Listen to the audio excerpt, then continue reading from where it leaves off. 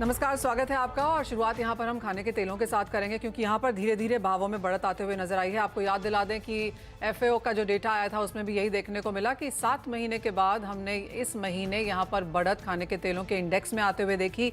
अंतर्राष्ट्रीय बाजारों में पाम तेल की तेजी का असर सभी राइवल ऑयल्स पर भी देखने को मिला है और उसका एक इम्पैक्ट ऑफकोर्स हमने इंडियन कंजम्पशन पैटर्न्स में भी आता हुआ देखा है। एक पूरा ब्यौरा कलेक्ट कर लेते हैं कि क्या नंबर्स हैं, किस तरह की आवक है, अब आगे गर्मियों के सीजन के लिहाज से किस तरह का इंपोर्ट इंडियन मार्केट्स में देखने को मिल सकता है। शादियों का सीजन भी है, लेकिन और मोर इंपॉर्टेंटली कि इंटरनेशनल मार्केट्स में जिस तरह के नंबर्स फिलहाल देखने को मिल रहे हैं उससे लॉन्गर टर्म और इवन नियरर टर्म में यहाँ पर हम क्या नंबर्स देखेंगे। हमारे साथ अडानी विल्मर के इंडिपेंडेंट डायरेक्टर गौरव मिस्त्री हैं और साथ ही सिमेड आरबी ऑयल के सीईओ संदीप भान हैं। वहीं एसएमसी ग्लोबल सिक्योरिटीज की वंदना भारती हमारे साथ मौजूद होंगी सभी कमोडिटीज में बात करने के लिए। लेकिन सबसे पहले बात यहाँ पर खाने के तेलों पर करेंगे। ये एक ऐसा सेक्टर है जहां पर इंपोर्ट्स के लिए हम बहुत ज़्यादा डिपेंडेंट हैं। इंटरनेशनल मार्केट्स में जिस तरह के प्राइस मूवमेंट देखने को मिली है उसका सीधा इंपैक्ट हमने इंडियन मार्केट्स में कंजम्पशन ट्रेंड्स पे आता हुआ देखा है। आप दोनों का कार्यक्रम में स्वागत है। सबसे पहले तो आपसे यही जानना चाहेंगे कि as of now international markets में क्या ट्रेंड्स हैं और जो प्राइस मूव्स हैं वो किसके इंडिकेटिव हैं। नमस्कार, स्वागत है आपका। और मेटल्स को आपकी स्क्रीन पे लेके आना चाहेंगे जहां पर एल्यूमिनियम में 5% की तेजी है तो बाकी सब मेटल्स में भी करीबन 1 से 2% की बढ़त के साथ फिलहाल यहां पर कारोबार है। अच्छी खासी तेजी की वजह यह है कि यूएस और यूके ने रशियन मेटल्स के इंपोर्ट पर और एक्सचेंजेस के डिलीवरी पर अब बैन लगा दिया है। वंदना, रिएक्शन मार्केट्स में आ चुका है, लेकिन अब यहां से क्या करने की राय? अभी भी रिएक्शन एल्यूमिनियम में थोड़ा सा बाकी है। एक गैप अप ओपनिंग तो हम लोगों ने आता हुआ देखा है, लेकिन मुझे लग रहा है कि एल्यूमिनियम में फर्दर एक प्राइस राइज आएगा क्योंकि बहुत बड़ा जो कंट्रीब्यूशन था वो रशियन मेटल का था एल्यूमिनियम में। अगर बात की जाए तो मेरे ख्याल से यहाँ पे 242 तक 243 तक एक बार रिएक्शन और भी आ सकता है एमसीएक्स पे। तो अभी भी यहाँ पे बुलिश रहने की जरूरत है और अगर यहाँ से हम सेलिंग सिर्फ इसलिए कर दे कि काफी हायर साइड आया हो तो हम ट्रैप हो सकते हैं। ऑल राइट, तो खरीदारी की राय यहाँ से भी। और 5% की तेजी आपकी स्क्रीन पर है, 237 के लेवल्स हैं, लेकिन जैसे वंदना कह रही हैं कि यहाँ से भी 242 तक की यहाँ पर बाइंग रिकमेंडेशंस फिलहाल बनती हुई। वंदना, सोने चांदी में कुछ मुनाफा वसूली ज़रूर है और काफ़ी नीडेड भी है और भी मुनाफा वसूली की शायद ज़रूरत है, लेकिन आपको लगता है वो आएगी? मुझे नहीं लग रहा मनीषा जी, नहीं मुझे नहीं लग रहा क्योंकि $100 का एक करेक्शन हम लोगों ने ऑलरेडी आता हुआ देखा है फ्राइडे।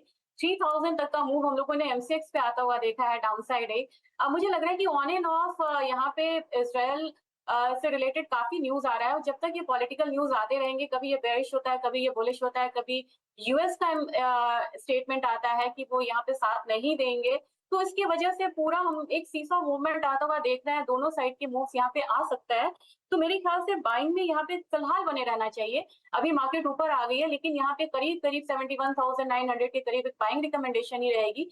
72,150 का टारगेट होगा। स्टॉप लॉस यहाँ पे लगाना होगा 71,800 का। और अगर एमसीएक्स सिल्वर की बात की जाए, यहाँ पे भी एक इजाफा देखने को मिल रहा है।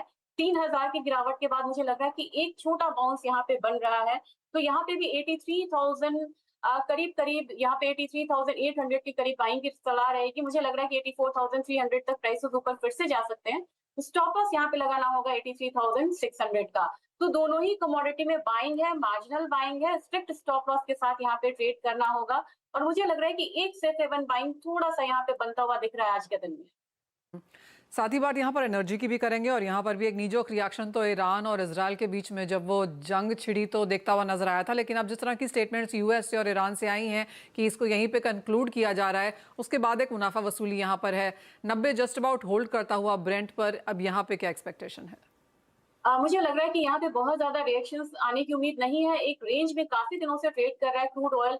इतने सारे टेंशंस के बावजूद हम लोगों ने क्रूड में बहुत ज्यादा इंपैक्ट आता हुआ नहीं देखा है, जैसे हम लोगों ने गोल्ड और सिल्वर में आता हुआ देखा था, क्योंकि यहाँ पे मिडिल ईस्ट है और ये भी ऑयल कंट्रीज हैं। तो मेरे ख्याल से यहाँ पे 7115 के करीब एक सेलिंग स्ट्रैटेजी हम यहाँ पे ले सकते हैं और यहाँ पे टारगेट बहुत लंबा ना रख के 7060 का रखना चाहिए। स्टॉप लॉस यहाँ पे लगाना होगा 7140 का यहाँ पे। और करीब करीब मुझे लग रहा है कि एक मार्जिनल डाउनसाइड देखने को मिल सकता है क्रूड ऑयल में, क्योंकि यहाँ पे मेजर रिएक्शन अभी फिलहाल यहाँ पे इन्वेंट्री से आ रहा है और इस बार फिर से अगर यूएस में इन्वेंट्री बिल्डअप होती है तो मेरे ख्याल से एक करेक्शन यहाँ पे फिर से आ सकता है। एक फाइनल सवाल वंदना, और वो एग्रीकल्चर कमोडिटीज में है। खाने के तेलों की तो हमने बात की, अब जहां से नजर आता है कि सपोर्ट बरकरार रह सकता है, लेकिन बाकी स्पेस में अब क्या व्यू है?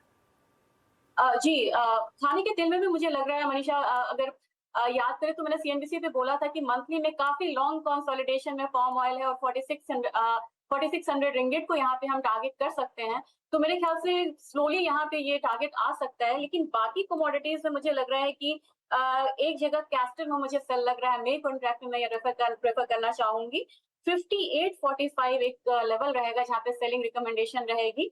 टारगेट होगा 5800 का, स्टॉप लॉस लगाना चाहिए 5870 का। लेकिन दो काउंटर ऐसे हैं जहाँ पे मुझे बाइंग लग रहा है। एक तो यहाँ पे टर्मरिक है, मे कॉन्ट्रैक्ट अगेन 16,345 के करीब यहाँ पे बाइंग रिकमेंडेशन रहेगी। टारगेट होगा 16,800 का, एक बाउंस देखने को यहाँ पे मिल रहा है। स्टॉप लॉस लगाना होगा 16,200 का। दूसरी कमोडिटी यहाँ पे कॉटन एसिड केक है, यहाँ पे भी मुझे लग रहा है कि छोटा सा बाउंस देखने को मिल सकता है। 2570 के लेवल पे बाइंग करनी चाहिए, 2620 का टारगेट होगा। स्टॉप लॉस यहाँ पे लगाना होगा 2550 का। ऑलराइट, तो खरीदारी की राय यहाँ पर as of now cotton seed oil cake पे और टर्मरिक में आती हुई, लेकिन बिकवाली कैस्टर में करके कारोबार करने की राय है। वंदना एज ऑलवेज बहुत शुक्रिया साथ जुड़ने के लिए, तमाम स्ट्रैटेजीज के लिए भी। लेकिन हम जाएं उससे पहले आपको बता दें कि कमोडिटी बाजार की तरफ लोगों का ज़बरदस्त इंटरेस्ट है। लोग बाजार में निवेश तो करना चाहते हैं लेकिन सही तरीका नहीं जानते। ऐसे में आपकी मदद करने के लिए सीएनबीसी आवाज़ लेकर आया है अब तक की सबसे अनोखी पहल। देश विदेश के